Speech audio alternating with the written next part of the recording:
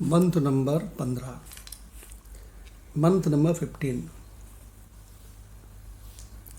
ओम ऐंकार हिंकार रहस्य युक्तो ऐंकार हिंकार रहस्ययुक्तो श्रींकार गूढ़ार्थ महाविभूत्या श्रृंकार गूढ़ार्थ महाविभूत्याः ओंकार मर्मः प्रतिबोधिकाभ्याम् ओंकार मर्मः प्रतिबोधकाभ्यां नमो नमः श्री गुरुपादुकाभ्याम् नमो नमः श्री गुरुपादुकाभ्यां। शांति मंत्र का मंत्र नंबर 4। ओम स्वस्ति न इंद्रो वृद्धश्रवाः ॐ स्वस्ति न इन्द्रो वृद्धश्रवाः स्वस्ति नः पूषा विश्ववेदाः स्वस्ति न पूषा विश्ववेदाः स्वस्ति नस्तार्क्ष्यो अरिष्टनेमिः स्वस्ति नस्तार्क्ष्यो अरिष्टनेमि स्वस्ति नो बृहस्पतिर्दधातु स्वस्ति नो बृहस्पतिर्दधातु। ॐ शान्तिः शान्तिः शान्तिः। ॐ शान्तिः शान्तिः शान्तिः। ओम गीता तत्वालोक, जो कि श्रीमद् भगवद गीता की तात्विक दृष्टि से, यथार्थ तत्व दृष्टि से व्याख्या है परम पूज्य ब्रह्मनिष्ठ महात्मा, परम विरक्त महात्मा उड़िया बाबा जी के द्वारा। उड़िया बाबा जी स्वामी अखंडानंद सरस्वती जी के गुरु रहे हैं और उड़िया बाबा के शिष्य स्वामी अखंडानंद जी समस्त बिरला परिवार के गुरु रहे हैं। तो बिरला जी की कृपा से स्वामी अखंडानंद जी का संपूर्ण साहित्य हम लोगों के पास उपलब्ध है, जो कि वेदांत में बिल्कुल अद्वितीय है। तो गीता तत्वालोक ग्रंथ हम लोगों का चल रहा है भगवान। इसमें अध्याय 14 चल रहा है और अध्याय 14 में मंत्र नंबर 12 प्रारंभ होगा। 13 चलेगा, 12 हो गया है। मंत्र नंबर 12 भगवान तत्वलोक से हो चुका है और रत्नाकर से चलेगा। हाँ, 12वां वाला चल रहा था, तो 12वां वाला गीता रस रत्नाकर से चलेगा। तो 12वें मंत्र को एक बार हम लोग ले लेते हैं और फिर कंचन भगवान से गीता रस रत्नाकर की व्याख्या सुनेंगे। 14/12 लोभः प्रवृत्तिः आरम्भः लोभः प्रवृत्तिः आरम्भः कर्मणाम् असमः स्पृहा कर्मणाम् अश्मः स्पृहा रजसि एतानि जायन्ते रजसि एतानि जायन्ते विवृद्धे भरतर्षभ। विवृद्धे भरतर्षभ। देखो, जब भी कोई मंत्र देखें शास्त्रों में, तो ये पता करने की कोशिश करें कि वो कौन कौन से शब्दों से बना हुआ है। जैसे लोभा के बाद में प्रवृत्तिरारंभा लिखा है ना जी। तो प्रवृत्ति तो हम लोग जानते हैं एक शब्द है। अब आगे जो ये शब्द बड़ा गड़बड़ सा लग रहा है, समझ नहीं आ रहा है, इसमें ये देखें कि प्रवृत्तिरारंभा, तो रंभा आरंभा रंभा कोई इस तरह का शब्द है? तो तुरंत आप समझ जाओगे, अरे आरंभा है, आरंभा एक शब्द है। तो देखिए प्रवृत्ति ही और आरंभा, इन दोनों को मिला करके ये शब्द बना है। प्रवृत्ति वाले की जो दो बिंदी है ना, विसर्ग, यही यहाँ पे रा बन गई है। प्रवृत्ति है ना, और आरंभा, दोनों को मिला दो क्या भगवान जी। इसी तरह से अगला शब्द देखिए, कर्मणाम असमः। तो कर्मणाम तो एक शब्द है ही है, और दूसरा शब्द एक समः है, एक असमः है। तो देखो यहाँ पे असमः है। इसी तरह से नीचे आइए, रजस्येतानि। इसको सुन के घबराना नहीं, डरना नहीं। रजसी शब्द तो आपको मालूम है कि है, और एतानि भी मालूम है कि है जी। अब मंत्र कितना सरल हो गया जी भगवान। आसान। रजोगुण की वृद्धि के लक्षण। और हे अर्जुन, रजोगुण के बढ़ने पर लोभ, प्रवृत्ति अर्थात स्वार्थ बुद्धि से कर्मों का सकाम भाव से आरंभ, अशांति और विषय भोगों की लालसा, ये सब उत्पन्न होते हैं। पूरा ग्रुप आ जाता है भगवान। ये लोभ, प्रवृत्ति आरंभ, कर्म और स्पृहा। तो इसका मतलब ये हुआ कि रजोगुण के बढ़ने से 5 चीज़ें उत्पन्न होती हैं। 5 का ग्रुप है ये। तो 5 का ग्रुप है, और ये भगवान 5 वाला बड़ा शक्तिशाली होता है। जैसे 5 पांडव, जैसे 5 उंगलियां हैं, पंच परमेश्वर। तो 5 मिल करके भगवान, नंबर 1 लोभा, नंबर 2 प्रवृत्ति, नंबर 3 कर्मणाम आरंभा, नंबर 4 असमः। अरे समः माने शांति, तो असमः माने अशांति। और नंबर 5 स्पृहा। स्पृहा माने इच्छा, लालसा। एतानि जायन्ते, जायन्ते माने उत्पन्न होना, ये उत्पन्न होते हैं। तो इस मंत्र में जो सबसे बढ़िया शब्द आया है पकड़ में आने वाला, रजसी विवृद्धे। रजस के बढ़ने पर, ठीक है, ये 5 बढ़ते हैं। अगले मंत्र में भी ध्यान से देखें तो बिल्कुल इसी पैटर्न पे आया है, तमसी विवृद्धे। जी। तमस के बढ़ने पर क्या होता है ना भगवान जी। और अगर इसके पिछले मंत्र में देखें तो वहाँ पे क्या आया है, वहाँ पर आया है सत्वम विवृद्धम। 14/11 में लास्ट वाले शब्द में देखें, सत्वम लास्ट से ले लीजिए, और उसी के ठीक पहले देखो लिखा है विवृद्धम। जी। तो ये 3 मंत्र का जोड़ा हो गया भगवान, कितना सुंदर। बिल्कुल। तो अब कंचन भगवान से रिक्वेस्ट है कि इसका गीता रस अपना का ले लें। जी भगवान, प्रणाम भगवान। जी प्रणाम। यहाँ भगवान ने अर्जुन को संबोधित करते हुए भरत ऋषभ कहा है। भरत वंश में सबसे श्रेष्ठ ऋषभ देव हैं। ऋषभ देव के वंश में भरत हुए, और यहाँ इस संबोधन के अनुसार भरत के वंश में ऋषभ हुए। उल्टा हो गया कि नहीं?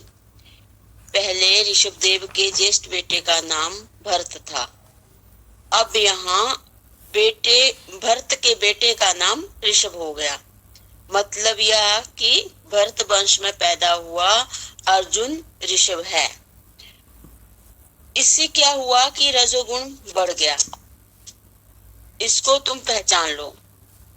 जब मन में लोभ आता है तब क्या होता है, किसी को एक जगह ख्याल था कि 2 रुपयों का फायदा हो गया, तब बोलो कि अरे भूल हो गई, मुझको तो यहाँ 10 रुपयों का फायदा निकालना था। आया था 2 के लिए, मिल गया 3, पर सोचने लगा 10। इस प्रकार उसका लोभ बढ़ गया। लोभात लोभा प्रवर्तते। प्रवृत्ति करते जाओ तो क्या होगा। एक बनिया मुझसे कहा करता था कि महाराज, न बेटा है और न बेटी है। पहले 20,000 की कमाई हुई, फिर 20 लाख रुपए हो गए, फिर 2 करोड़ हुए और फिर 5 करोड़ हो गए। अब क्या करेंगे, कहाँ रखेंगे। मैंने कहा कि दान कर दो, तो बोला नहीं महाराज, देते नहीं बनता। अंत में ऐसा पकड़ा गया कि क्या पूछो मत। अंत में ऐसा पकड़ा गया कि कुछ पूछो मत।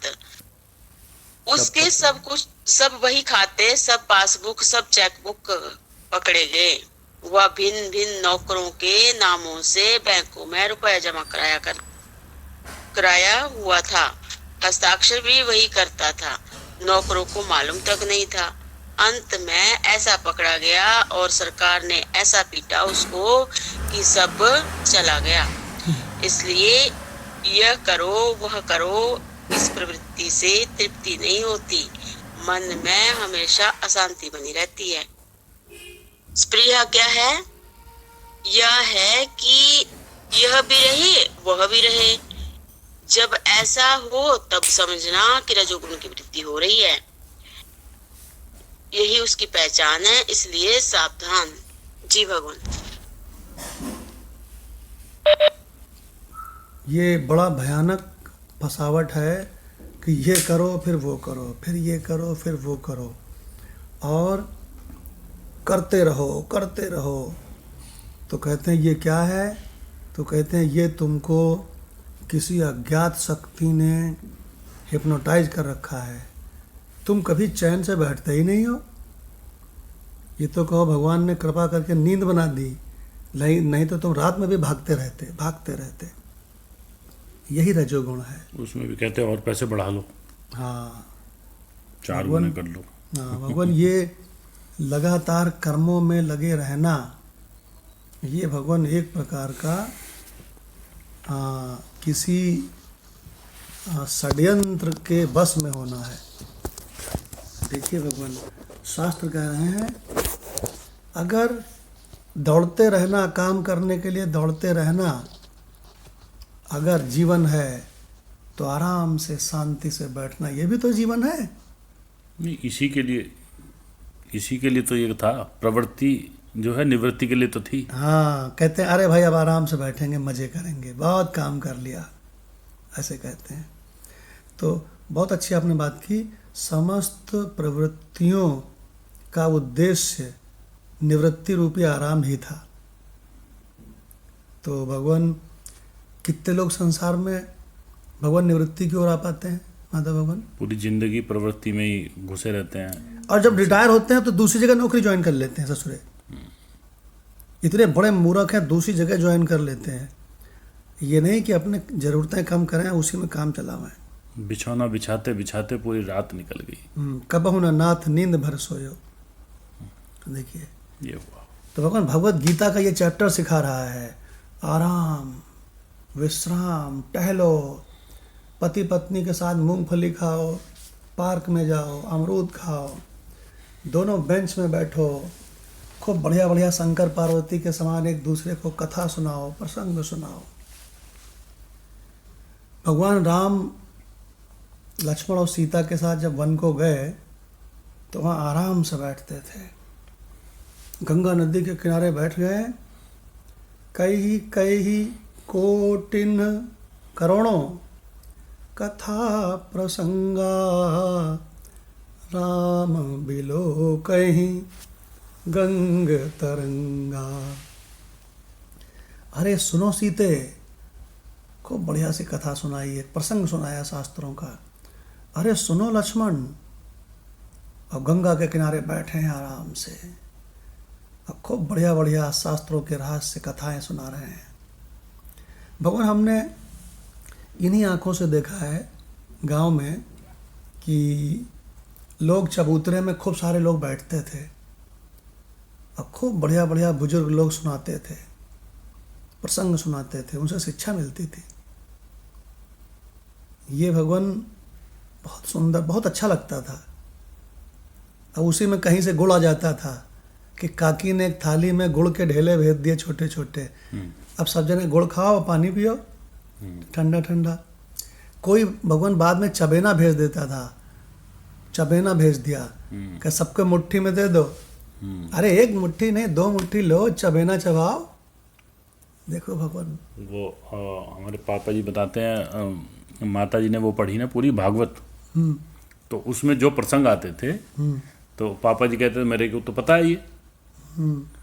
तो पता कैसे था? तो बाबा जी जो थे उनको भगत जी कहते थे। तो वो जो है भागवत के किस्से ही सुनाया करते थे। अब पापा जी बताया उन्होंने ये चीज़ चेक करके अरे वाह, कि वो भागवत में से किस्से निकलते थे उनके। किसी से भागवत उन्होंने सुनी होगी या वो भी इस तरह से होंगे शायद। पूजा पाठी तो बिल्कुल नहीं थे हमारे बाबा जी, नाना जी बहुत थे, लेकिन बाबा जी सुनाते हैं कि इस तरह के प्रसंग बहुत सुनाया करते थे। तो वो कहते हैं भागवत से ही निकलते थे वो। अब उनको ये चीज़ थोड़ी क्लियरिटी आई। आपको एक बढ़िया बात बताएं, माता भगवान से याद आई। कुछ लोग गाजियाबाद में किताबें लिखते हैं, तो वो हमारे पास आते हैं और हमसे कहते हैं कि फलाने विषय पे किताबें लिखनी है, द्विवेदी साहब हमको कोई मटेरियल उपलब्ध करा दो। तो हम कहते हैं उनसे कि देखो भाई हम तुमको 1 सप्ताह के लिए मटेरियल देंगे, तुमको जो अच्छा लगे फ़ोटो वोटो कॉपी करा लो। 1 सप्ताह बाद आज ही के दिन, आज ही के समय ये ग्रंथ हमको वापस कर देना। और हमने कहा किसी भी दिन तुमने ऐसा नहीं किया, वापस नहीं किया, तो अगली बार नहीं मिलेगा। लेने वाले की ड्यूटी है, कर्तव्य है कि समय पर उसको पहुंचा दे।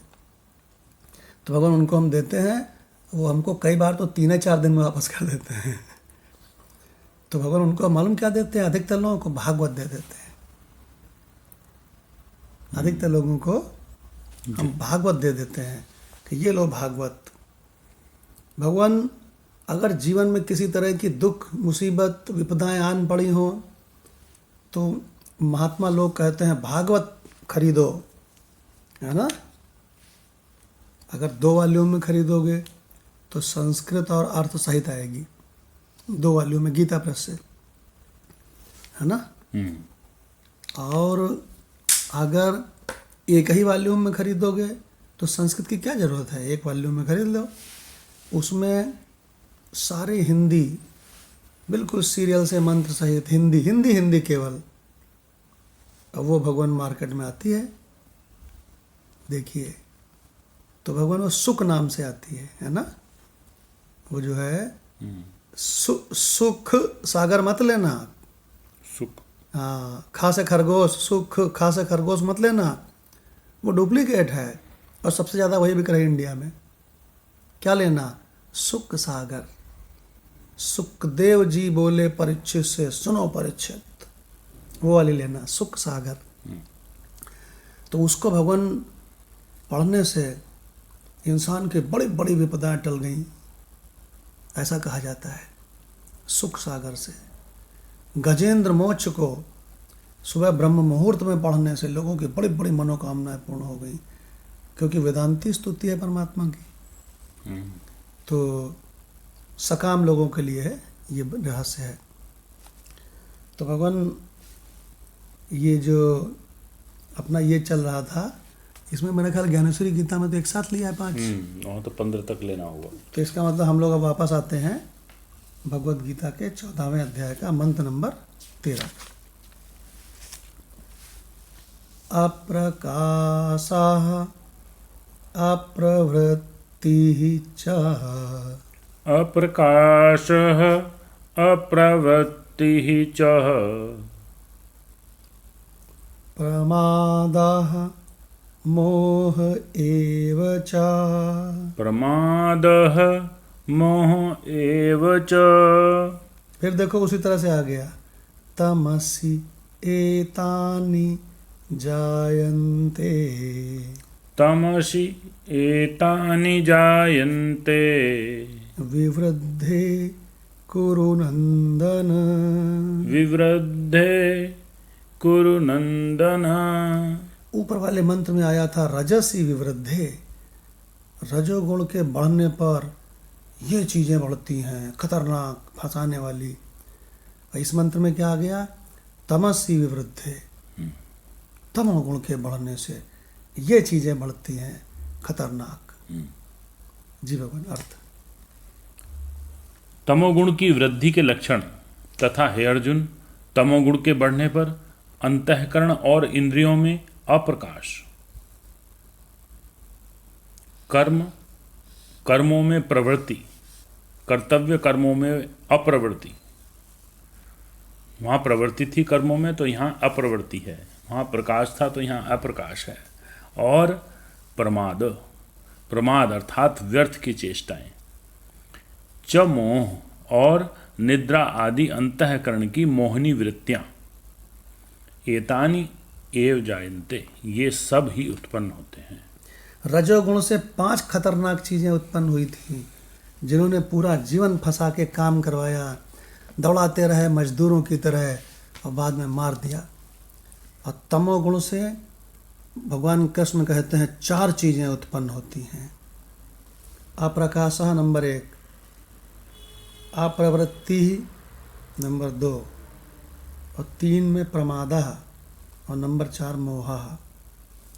और ये 4 चीज़ें तमोगुणी को दौड़ा दौड़ा करके, हिप्नोटाइज करके फंसाए रखती हैं और फिर उसको मार डालती हैं। कि भगवान सबसे बढ़िया सतोगुण ही है, लेकिन वो सत्वगुण भी फंसाता है। खूब चर्चा हुई है। जब सतोगुण फंसाता है तो तमो की रजो की क्या हालत होगी। हाँ सही बात है। एक तरीका ये भी है। मतलब जो सतोगुण इतना बड़ा कलाकार है तो रजोगुण कितना बड़ा होगा। जिसको आप कह सकते हो हमने कुछ गलत किया ही नहीं। हाँ, सत्व में रह के आप ये डंका कर सकते हो कि हमने कुछ गलत किया ही नहीं, हम तो हमेशा अच्छा करते हैं। शास्त्रोक्त किया है। हाँ, उस शास्त्रोक्त भी हमें फंसा रहा है तो तमो की क्या हालत होगी अगर कोई तमो में ही पड़ा है तो। देखिए, अगर किसी को सद्गुरु नहीं मिला है, सत्शास्त्र का मर्म नहीं समझा है, तो भगवान वो तमो से बच जाएगा। तमो से तो कर्मकांडी भी बचने लगता है। बिल्कुल। और रजोगुण से उपासक बचता है, रजोगुण से यह नहीं बचता है कर्मकांडी। इसको तो अब जैसे नवरात्र शुरू है आज, है ना, तो नवरात्र शुरू होते ही आज भगवान ऐसा भागम भाग मचेगी, रजोगुण ऐसा बढ़ेगा तबीयत से, मची थी कल। लेकिन उस रजोगुण के साथ साथ सत्वगुण भी बढ़ता है। कल हमने देखा पूरे मार्केट में बहुत जाम। अरे कल तो कार निकालना मुश्किल था भाई। तो भगवान अब 9 दिन तक लोग कहेंगे मीट नहीं खाएंगे, शराब नहीं पिएंगे। डॉक्टर भगवान कहते हैं क्यों नहीं खाओगे? अगर ये सब चीज़ें अच्छी हैं तो अभी भी खाओ, अगर बुरी हैं तो कभी ना खाओ, ऐसे डॉक्टर भगवान कहते हैं। और तो सूक्ष्म रूप से तो खा ही रहे हैं भगवान। हाँ। वो वेट ये कर रहे हैं कि नवरात्र खत्म होए, वो उस दिन खाएंगे। हाँ। अब जब आपने ये विचार अपने सूक्ष्म में डाला तो अपने खाने से बड़ा काम कर दिया। मन से सेवन तो कर ही रहे हो। हाँ, मन सूक्ष्म तो ज़्यादा पावरफुल है ना। हाँ, सूक्ष्म बहुत पावरफुल है। ये जो आपको बुरे कामों में प्रवृत्त करता है ना, ये पहले मन ही करता है। मन को भगवान कृष्ण ने कहा है प्रमथन स्वभाव का है, ये मथानी चलाता है। प्रमथन माने मथानी चलाता है। जब जलेबी खाएंगे गरम गरम तो सुख मिलेगा, जब दूल्हा बनेंगे तो जयमाल पड़ेगी, तब हमारे जी में कैस कैस लागी, बढ़िया बढ़िया कैस सुंदर हमका लागी। जब हमारी सासू जी हमका हमारे जेब में मुट्ठी भर के रुपए हमारे कोट में डाल दे हैं तो हमारे जीव में कैस कैस लागी, जरा देखिए इसमें कितने रुपए हैं। ये भगवान, ये सूक्ष्म चिंतन बहुत खतरनाक है।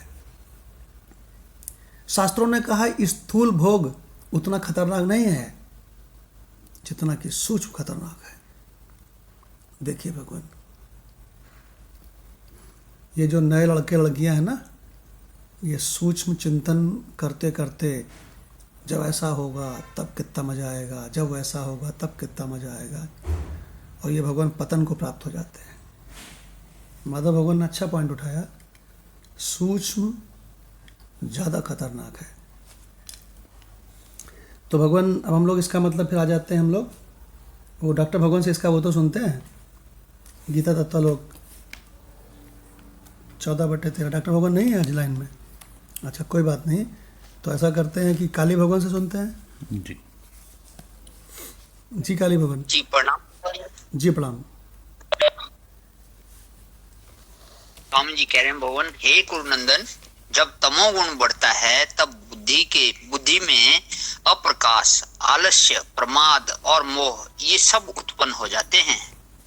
अब इसकी व्याख्या आई आगे कि सुख शून्य होना, अनात्मा में आत्म बुद्धि होना, यह अविवेक ही अप्रकाश है। क्रिय शून्य होना अथवा अपने वर्णाश्रमोचित धर्मों या यथा समय पालन न करना अप्रवृत्ति यानी कि आलस्य है। व्यर्थ चेष्टा करना अथवा किसी प्रयत्न पूर्वक करने योग्य कार्य की उपेक्षा कर देना और ना करने योग्य को करने का प्रयत्न करना प्रमाद है। विचार शून्यता, अज्ञान और विपरीत भावना ही मोह है। ये सब तमोगुण के कार्य हैं। जब ये उत्पन्न हो तो समझो तमोगुण बढ़ रहा है। जी भगवान। भगवान कृष्ण की गीता कितनी अद्भुत है कि भगवान इसमें ये बता रहे हैं कि कब समझें कि तमोगुण हावी है। तो भगवान बता रहे हैं इसमें, भगवान ध्यान से देखें तो स्वामी जी ने इसमें परिभाषाएं दे दी हैं कि अप्रकाश क्या है, अप्रवृत्ति क्या है, प्रमाद क्या है। भगवान सबकी परिभाषा दी है। देखो, तो एक बार माधव भगवान से रिक्वेस्ट है, इसको थोड़ा सा और दोबारा से क्लियर कर लें। माधव भगवान जी, अप्रकाश क्या है? अप्रकाश है सुख शून्य होना, अनात्मा में आत्मबुद्धि होना। ये लो मतलब उल्टा। हाँ, मतलब जो तुम नहीं हो उसको मैं समझना, समझ लिया। अनात्मा में आत्मबुद्धि होना, आत्मबुद्धि होना, यह अविवेक ही अप्रकाश है। अरे गजब, क्या परिभाषा दी है भाई। इसकी तो अलग से एक स्लाइड बननी चाहिए। अप्रकाश क्या है? जी। अब कहते हैं आलस्य क्या है।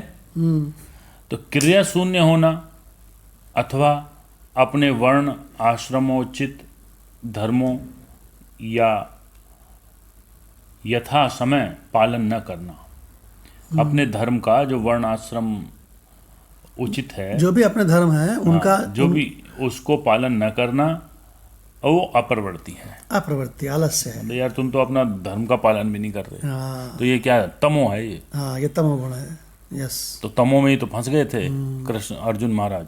हाँ, अगर हम ऐसे कहें, युद्ध के टाइम पे, हाँ, वो उस समय धर्म था उनका, युद्ध करें, हाँ, तो तमो आ गया उनको, अप्रवृत्ति हो गई। अप्रवृत्ति हो गई उसमें। हाँ, व्यर्थ चेष्टा करना अथवा किसी प्रयत्न पूर्वक करने योग्य कार्य की उपेक्षा कर देना और न करने योग्य को करने का प्रयत्न करना प्रमाद है। क्या बढ़िया, 1 मिनट का क्या बढ़िया सत्संग जाएगा। बहुत बढ़िया लाइन। 1-1 मिनट के सत्संग भगवान इस पे जा सकते हैं। प्रमाद क्या है? 14/13 मंत्र गीता। अप्रवृत्ति क्या है? 14/13 मंत्र गीता, है ना। मोह क्या है? देखो भगवान कैसे बढ़िया जी। मोह क्या है? मोह है विचार शून्यता, अज्ञान और विपरीत भावना ही मोह है। अरे बाप रे, विचार शून्यता भी मोह है। ये सब तमोगुण के कार्य हैं।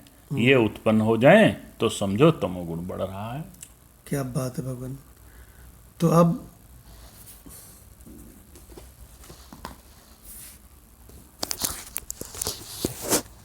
रिक्वेस्ट है कि इसका गीता रस रत्नाकर, इसी मंत्र का 14/13। जी भगवान कहते हैं कि अर्जुन, जब तमोगुण की वृद्धि होती है तब कुछ तो समझ बूझ का नाश हो जाता है, कुछ करने का मन नहीं होता, समय पर बात भूल जाती है और मोहक अंधकार छा जाता है।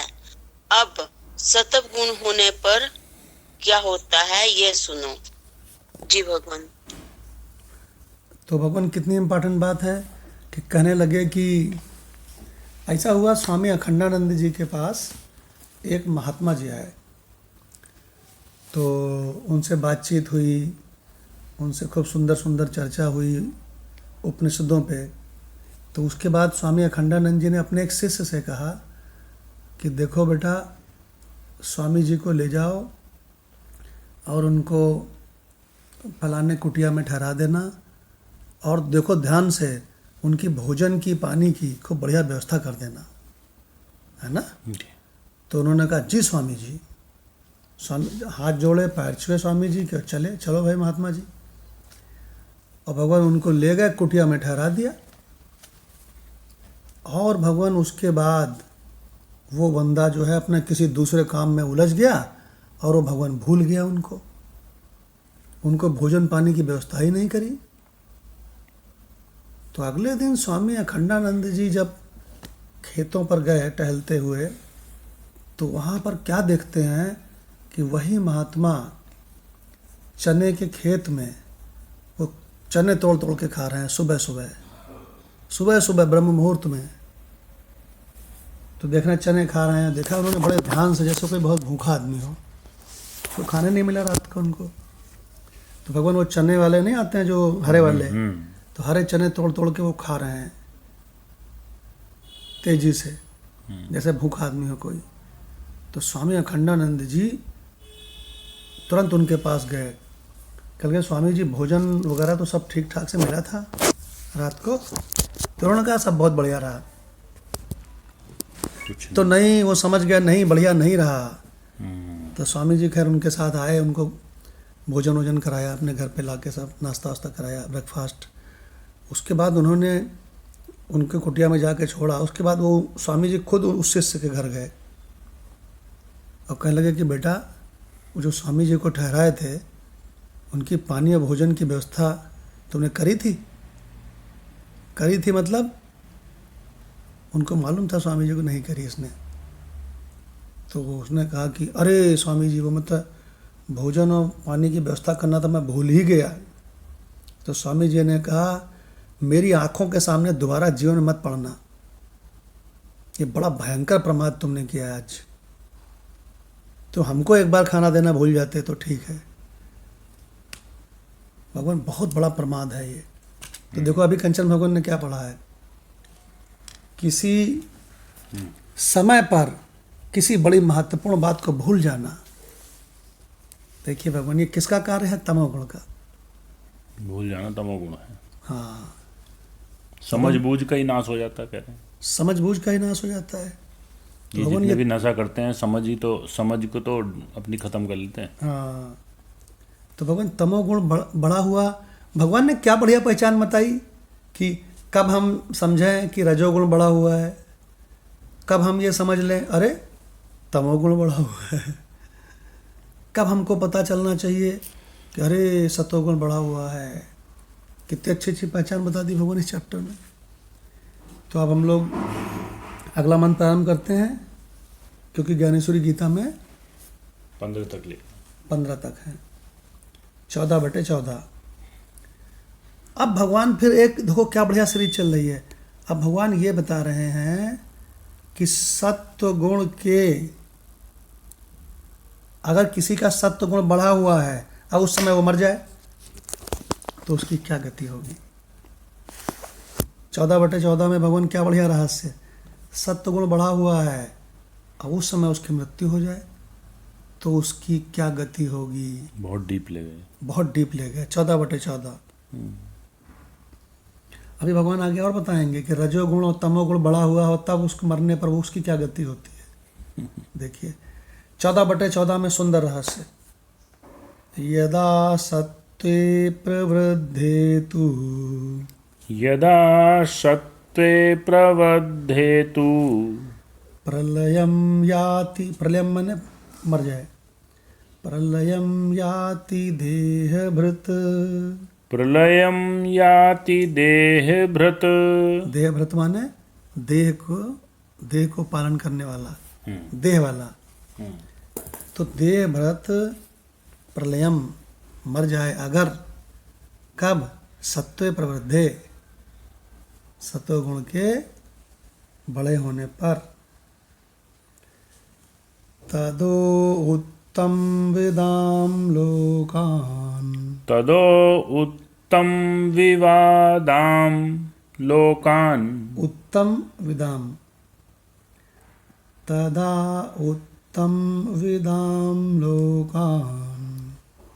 तदा उत्तम विवादाम लोकान। ना, फिर गलत।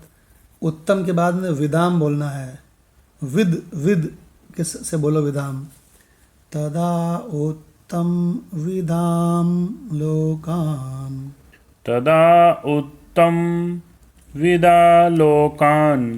ठीक है, विदाम लोकान। ठीक है। विदाम लोकान। अमलान प्रतिपद्यते।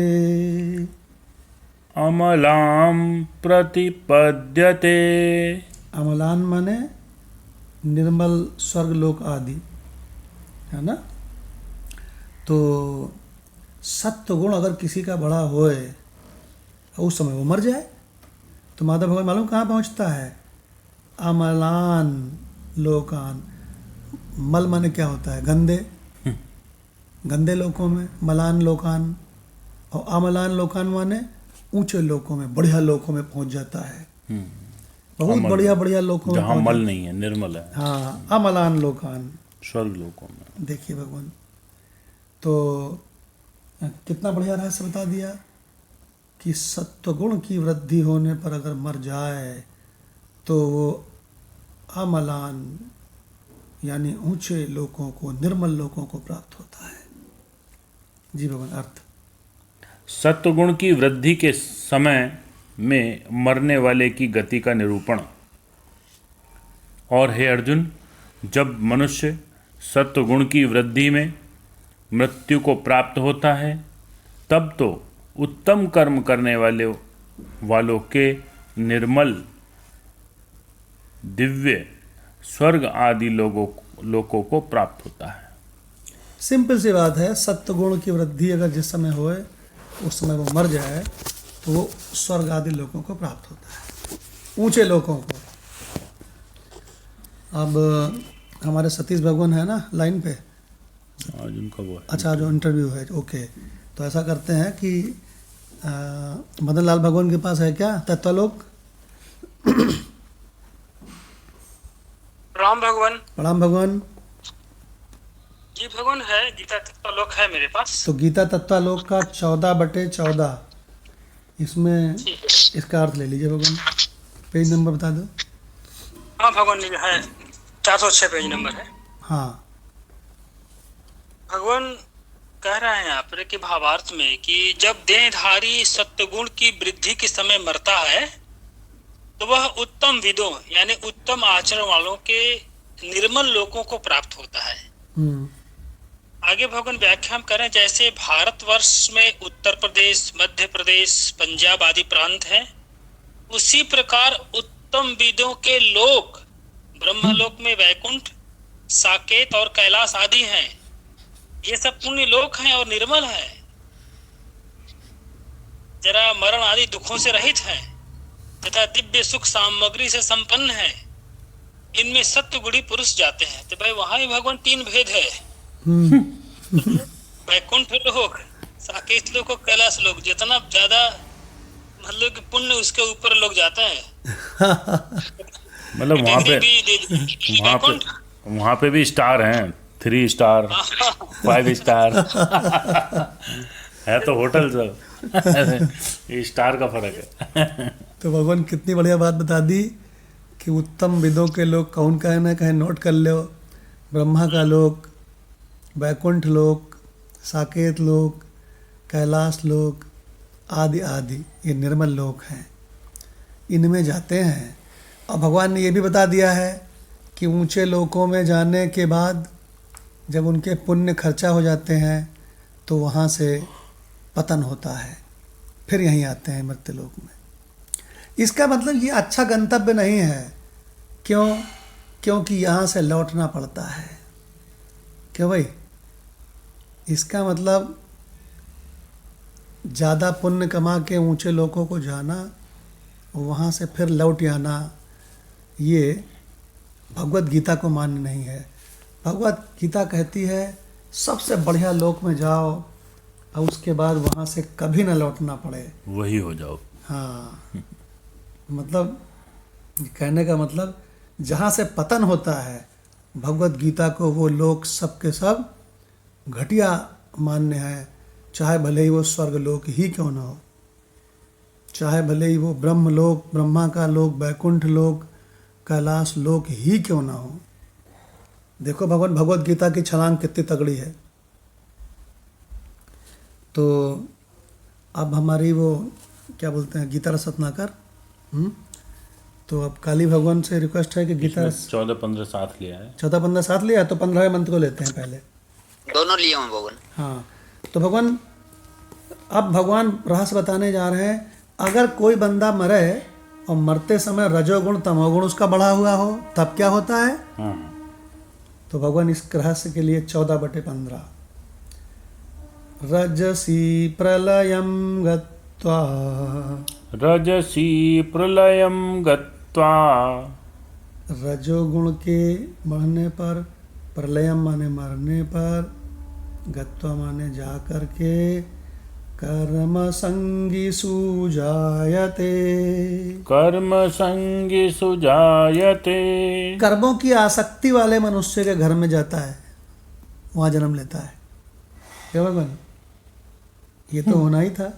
ये तो होना ही था। नहीं, जो उसका करना कराना सही से और कर लो। अगर क्योंकि कोई, जिज्ञासा खत्म नहीं हुई ना। अरे बाप रे क्या बात है। अगर कोई रजोगुण जिसका बढ़ा हुआ है, रजोगुण की वृद्धि के टाइम पे मर जाए, तो वो रजोगुण वाले ही माँ के गर्भ में, जहाँ तुम पैदा होते ही भगवान चारों ओर देखोगे माहौल काम ही काम, काम ही काम, काम ही काम। देखो भगवान, पता चला किसी लेबर के यहाँ पैदा हो गए, लेबर और उसकी पत्नी भी लेबर, और पता लगा वहाँ छोटे से बड़ हुए, तो कहें बेटा थोड़ा ईंटा उठा के दो। और भगवान और बड़े हुए, कहें मिट्टी ढो के लाओ तसले में, फिर कहें अब जो अब ईंटें लाओ, अब सीमेंट लाओ, सरिया लाओ उठा के। हे भगवान, तो पहला रहस्य तो ये हो गया। अब भगवान इसी मंत्र में दूसरा रहस्य भी है, तमोगुण के बढ़ने से। तथा प्रलीनः तमसि, तथा प्रलीनः तमसि, तथा प्रलीनः तमसि, मूढ़योनिषु जायते। मूढ़योनिषु जायते। वाह कन्हैया वाह जी। अर्थ, मूढ़ योनि में पहुंचना है। अगर वो तरीका तमोगुण बढ़ा हुआ है तब मर गया, तो भगवान मूढ़ योनियों में जाता है। रजो और तमो की वृद्धि के समय मरने वालों की गति का निरूपण और रजोगुण के बढ़ने पर मृत्यु को प्राप्त होकर कर्मों की आसक्ति वाले मनुष्यों में उत्पन्न होता है, तथा तमोगुण के बढ़ने पर मरा हुआ मनुष्य कीट पशु आदि मूढ़ योनियों में उत्पन्न होता है, तिर्यक में चला जाएगा। हमने किसी से कहा कि तुम अगले जन्म में काकरोच बनोगे, और तो उन्होंने कहा कि आप ये किस बेसिस पे कहा? तो हमने कहा भगवत गीता के बेसिस पे। भगवान ने बताया था हमको लक्षण, वो लक्षण तुम में दिखे तो हमने बताया। तो कहेंगे हमको भी दिखा सकते हैं, हम कहा दिखा सकते हैं। 14/15 खोलो। 14/15 में देखो तुम तमोगुणी हो कि नहीं हो? तो कहना हाँ तमोगुणी तो हैं। तो हम कहा तमोगुणी हो तो ये देख लो, तमोगुण के बढ़ने पर अगर मर जाए तो प्रलीनः मूढ़ योनिषु कीड़े पशु पक्षी आदि मूढ़ योनियों को प्राप्त होता है।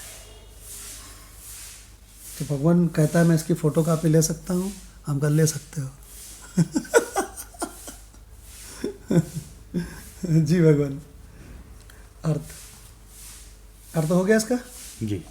तो अब इसको जो है गीता तत्वालोक सुनते हैं। अपने लाल सिंह भगवान के पास है क्या तत्वालोक?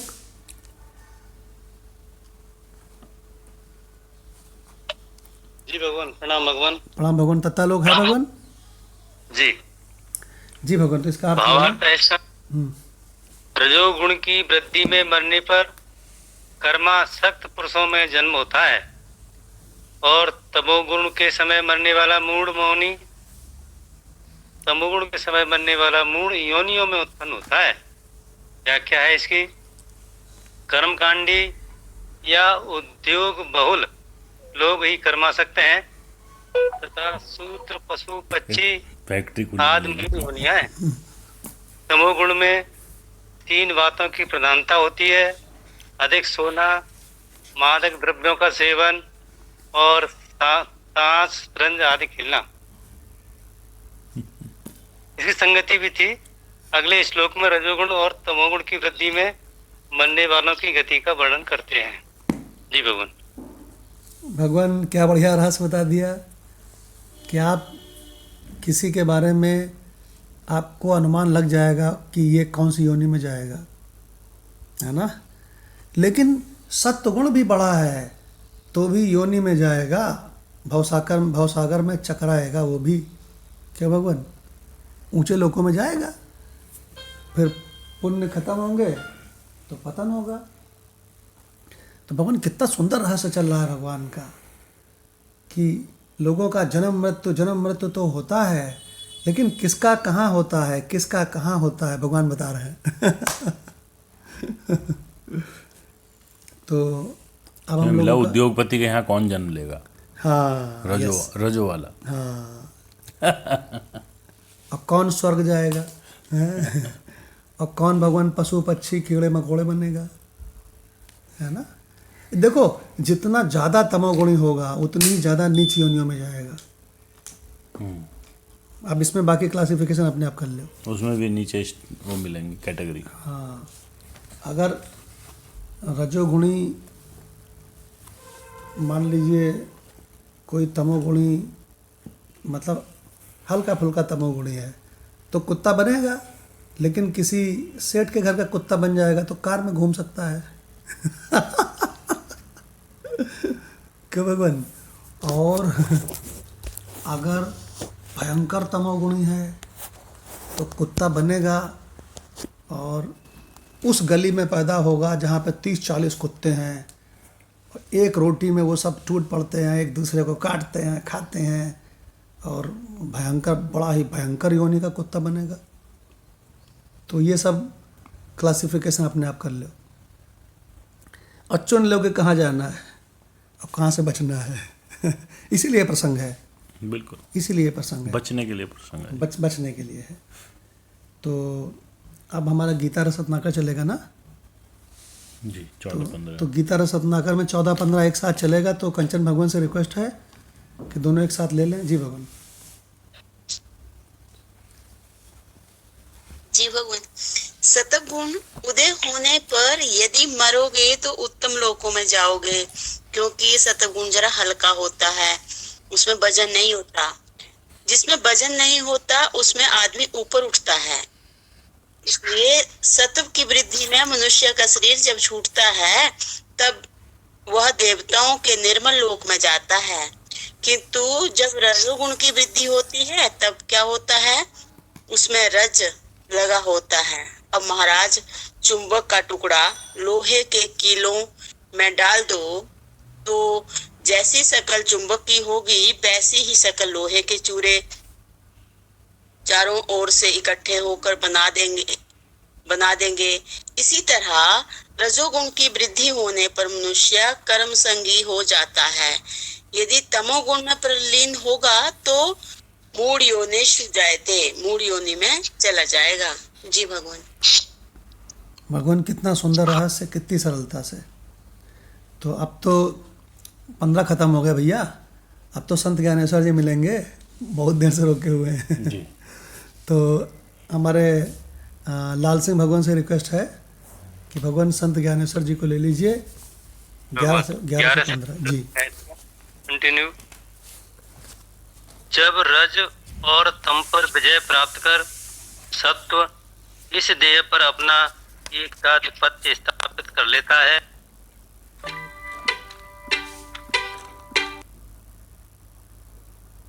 बसंत ऋतु में कमल की सुगंध स्वयं कमल में ही न समाकर जैसे चतुर्दिक फैलने लगती है, वैसे ही उस व्यक्ति का ज्ञान अंतःकरण में न समा सकने के कारण बाहर फैलने लगता है। समग्र इंद्रियों में विवेक बुद्धि बसी रहती है और उसके कारण हाथों और पैरों को एक अद्भुत दृष्टि प्राप्त हो जाती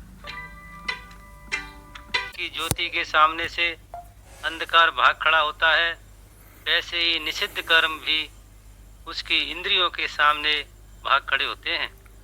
जैसे वर्षा काल में महानदी बढ़ जाती है, वैसे ही उसकी बुद्धि भी समस्त शास्त्रों में पूर्ण रूप से संचार करती है। जैसे पूर्णिमा के दिन चंद्र प्रभा खूब जोरों से आकाश में फैलती है, वैसे ही उसकी वृत्ति भी ज्ञान के क्षेत्र में स्वतंत्रता पूर्वक चतुर्दिक विचरण करती है। वासना वृत्ति एक जगह में ठहर जाती है, प्रवृत्तियां आगे की ओर बढ़ने से रुक जाती हैं और मन विषयों की ओर से विरक्त हो जाता है। कहने का आशय यह है कि जब सतोगुण की वृद्धि होती है तब व्यक्ति में यही सब लक्षण स्पष्ट रूप से दृष्टिगोचर होने लगते हैं, और यदि इसी अवस्था में उसका देहावसान हो जाए तो मानो वैसा ही आनंद का योग उपस्थित होता है जैसा सुकाल पड़ने पर और घर में उत्तम पकवान बनने पर और स्वर्ग से किसी प्रियजन के शुभ आगमन पर होता है। घर में जैसी संपत्ति होती है, यदि आंतरिक वृत्ति भी वैसी ही उदार और अधीर हो तो भला परलोक साधन के साथ ही साथ यह लोक साधन भी क्यों न हो। हे धनंजय, भला ऐसे व्यक्ति की उपमा कहाँ प्राप्त हो सकती है। इसी प्रकार जो सत्वगुण संपन्न हो उसकी इसके अतिरिक्त और कौन सी गति हो सकती है।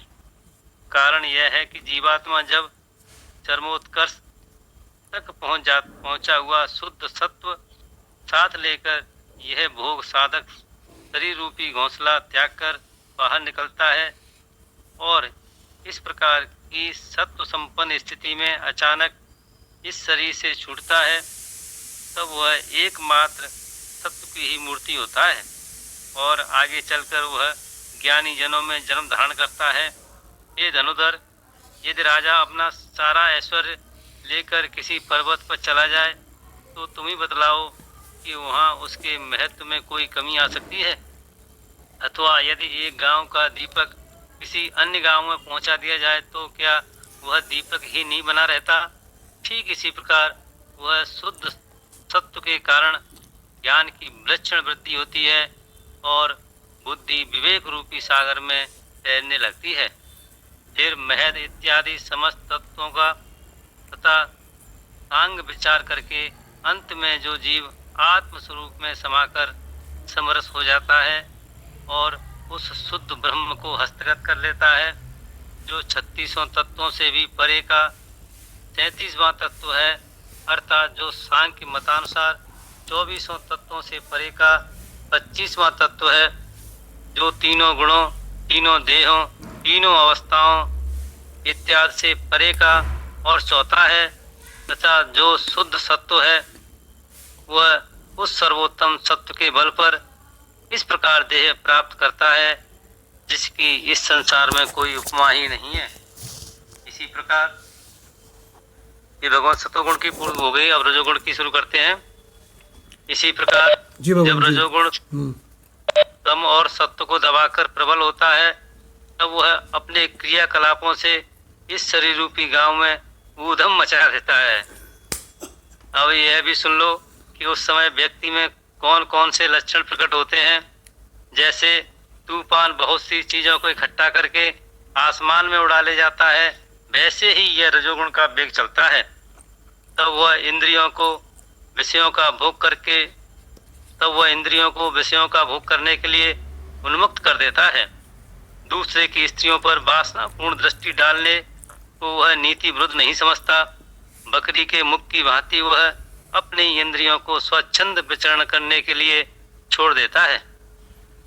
उसकी विषय इच्छा इतनी प्रबल होती है कि उससे मात्र वही चीज बच सकती है जो किसी तरह उसकी पकड़ में नहीं आ सकती। ये धनंजय, उसकी प्रवृत्ति सदा उल्टे सीधे कार्यों की ओर लगी रहती है। कभी कभी भवन अथवा मंदिर बनवाने या अश्वमेध करने की भी धुन उस पर सवार हो जाती है। अरे गजब। वह यदा कदा यह भी सोचता है कि कोई नगर बसाना चाहिए, जलाशय आदि बनवाना चाहिए अथवा नाना प्रकार के बाग बगीचे भी लगवाने चाहिए। गजब। वह इस प्रकार के बड़े बड़े कार्यों का आरंभ करता है, परंतु उसकी यह लोक और परलोक देखो लाल सिंह भगवान कि लोग संसार में बहुत बड़ी चीज मानते हैं कि कोई मंदिर बनवावे, कोई जलाशय बनवावे, इसको लोग भगवान कोई अश्वमेध यज्ञ करे, इसको बहुत बड़ी चीज मानते हैं। लेकिन भगवान ये सब कहाँ क्लासिफाई हो रहे हैं लाल सिंह भगवान? रजोगुण में जा रहे हैं भगवान, रजोगुण में जा रहे हैं। हाँ, पैसे कमा के होटल में घुमाना, हाँ वो भी रजोगुण है। तो भगवान कितना बढ़िया भगवान निरूपण किया कि ये जो बड़े बड़े सो कॉल्ड कहते हैं हम सबसे महान कार्य कर रहे हैं, तो कह दो महान कहाँ कर रहे हो, तुम तो सत्गुण से भी नीचे हो। तो यही अभी यही बात देखो, माधव भगवान के कमेंट सुनते हैं और यही 4 लाइन माधव भगवान से सुनते हैं। जी इसको भगवान नॉर्मल साधक जो है सत्व गुण में क्लासिफाई करेगा। हाँ, लेकिन ये स्वामी जी का ठोस निर्णय है कि ये चीज जो है रजो की बात है, ये रजोगुण की चीज है, ये टॉप वाली चीज नहीं है। नहीं। तो माधव भगवान से एक बार सत्संग को रख सकते हैं आप, सत्संग को रख सकते हैं आप सत्गुण में। सत्संग तो है ही है सत्गुण में, अब देखिए। लेकिन ये जो है, ये तो जो लोग ऐसे ऐसे कार्य कर रहे हैं वो सब रजो में। हाँ, जैसे कि कोई मंदिर बनवावे है तो मदन लाल भगवान मंदिर बनवाना, अश्वमेध यज्ञ करना और जलाशय बनवाना, मदन लाल भगवान जी भगवान, मदन लाल भगवान के कमेंट सुनते हैं। जी भगवान, ये सब रजोगुण में है। भगवान ये सरोजो गुण तो है भगवान कुछ भी करना कराना, 2 बातें हैं। करना कराना ही द्वैत की बात है, और दूसरी बात जहाँ करना कराना है वहाँ सत्य नहीं है। अरे वाह, क्या बात है। सत्य नहीं भगवान, वहाँ जरूर असत की सत्ता दिखाई दे रही है। हाँ, अब भगवान इसमें और जो वेदांती है वो भगवान इनमें सब में कभी प्रवृत्त नहीं होता। बिल्कुल नहीं भगवान, मजबूरी। करना कराना तो भगवान सदा ही संसार में ही होता है, ब्रह्म में करना कराना है ही नहीं भगवान। क्या बात और है जो भगवान अभी बता रहे हैं ना कि सतोगुण रजोगुण तमोगुण, वास्तव में भगवान इसकी सत्ता है ही नहीं। हाँ, लेकिन बस बता रहे हैं, बाद में इसको काट देंगे। हाँ। यार ये जो बताई ये सब बातें है नहीं, ये बिल्कुल नहीं है। कहीं एक भाई वशिष्ठ जी श्री रामचंद्र भगवान से क्या कह रहे हैं, अरे जो दिखाई दे रहा है, सुनाई दे रहा है, बिल्कुल है नहीं ये असत है, असत बिल्कुल असत है। लेकिन कोई सुन ही नहीं रहा भगवान। अभी आपने कहा ना, अभी देखिए ग्रुप में जहाँ लोग 20 लोग होते थे, आज मात्र 9 लोग हैं। हाँ। तो देखिए सब लोग भगवान कहने के लगे हुए हैं। हाँ। लगे हुए मतलब कि संसार को अभी भी सत्य मान रहे हैं, सत्य मानकर लगे हुए हैं। तो भगवान जहाँ पर कुछ है ही नहीं है, लगे हुए हैं, यानी वो सत्य की सत्ता अभी स्वीकार कर रहे हैं पूरी तरह से। हाँ, तो भगवान कितना भारी सत्य में होता है भगवान, और ये रजोगुण का कार्य है यदि व्यवहारिक जगत में देखे तो। हाँ, तो इसका मतलब मंदिर बनवाना रजोगुण का कार्य है क्या भगवान, सत्य गुण का नहीं जी। और क्या बोलते हैं, जलाशय बनवाना पीने के लिए, पानी के लिए, ये रजोगुण का कार्य है। नगर बसाना, अश्वमेध यज्ञ करना। अरे बाप रे बाप, रजोगुण का कार्य है। भगवान क्या गजब ज्ञानेश्वर जी ने, ये तो हम हमेशा बोला करते थे। अश्वमेध यज्ञ करके भी क्या मतलब, उनको कुछ पाना ही तो है। हाँ, पुण्य कमाना है। थोड़े से समय यज्ञ कर रहे हैं वो। भगवान ये जहाँ चीजें, पाने की आशा है, जहाँ कामना है, वहाँ कहाँ सत्य है भगवान। हाँ भगवान ने कहे कि तुम करना निष्काम करो। जो अश्वमेध यज्ञ इतना मेहनत करके, तपस्या करके, धन खर्च करके सब कर रहा है, तेरे कहीं न कहीं उसके मन में कुछ कामना अभी है। करेक्ट, बिल्कुल सही। और आपको बताऊं मैं कि भगवान जो वेदांती है वो अब नवरात्र में अपने घर वालों के द्वारा पकड़ा जाएगा और कहा जाएगा तुम भी पूजा करो मेरे साथ, तो वो कर लेगा पूजा। लेकिन भगवान उसकी जो ब्रह्म निष्ठा है, उसकी जो वेद निष्ठा है, उसकी जो भगवत गीता में रहस्य में निष्ठा है, वो उसकी डामाडोल नहीं होती है। वो कहेंगे पूजा करो तो करवा लेगा। जैसे कोई बच्चा कहे हमारे साथ खेलो तो खेल लेता है वो, ऐसा है भगवान। भगवान हमेशा हम ये चीज़ कहा करते थे, ये बातें, लेकिन आज हमको लिखी हुई मिल गई। हमें बड़ा भगवान बहुत खुशी है कि हमें आज ये शास्त्रों में लिखा हुआ मिला। जी भगवान। उसमें भगवान रजो की भी ना कैटेगरी चल रही। पहले उन्होंने बताया कोई प्रमाद में फंसा है, कोई स्त्रियों में फंसा है, कोई अपनी विषय इच्छा उसकी प्रबल हो जा रही हैं। अब धीमे धीमे नीचे उतरते उतरते वो इन कार्यों पे आ गए। हाँ, तो इसका मतलब तो इसमें रजोगुण, भी रजो में भी कैटेगरी चल रही है। तो इसका मतलब रजोगुण में भी कितना तरह के फंसाने के है ना। तो भगवान चूंकि समय काफ़ी हो गया है, इसलिए पेज नंबर 530 से हम लोग फिर कर लेंगे। और अभी हम लोग कम से कम 2 मिनट तक अपने अनंत आत्मस्वरूप में बैठेंगे। भगवान, या देवी सर्वभूतेषु सर्वरूपेण संस्थिता, नमस्तस्यै नमस्तस्यै नमस्तस्यै नमो नमः। इसका मतलब किसको नमस्कार कर रहे हैं हम? देवी तत्व को, आत्मस्वरूप तत्व को नमस्कार कर रहे हैं। और कैसा है ये आत्म तत्व?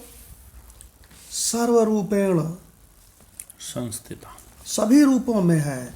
जागने वाले जितने आप रूप देख रहे हो, सब रूपों में वही देवी तत्व है, वही आत्म तत्व है। सपने के सब रूपों में वही, सुसुप्ति के अभाव में भी वही। भगवान कितना बढ़िया मंत्र है, या देवी सर्वभूतेषु सर्वरूपेण संस्थिता। भगवान पूरी की पूरी दुर्गा सप्तशती आ गई इसमें। तो जो समझदार लोग हैं उनको मालूम है कि देवी तत्व माने आत्म तत्व, स्वरूप। तो भगवान हम लोग अपने इसी अनंत आत्म स्वरूप में, इसी अधिष्ठान में 2 मिनट के लिए बैठेंगे भगवान, जहाँ पे संसार की गंध तक नहीं है।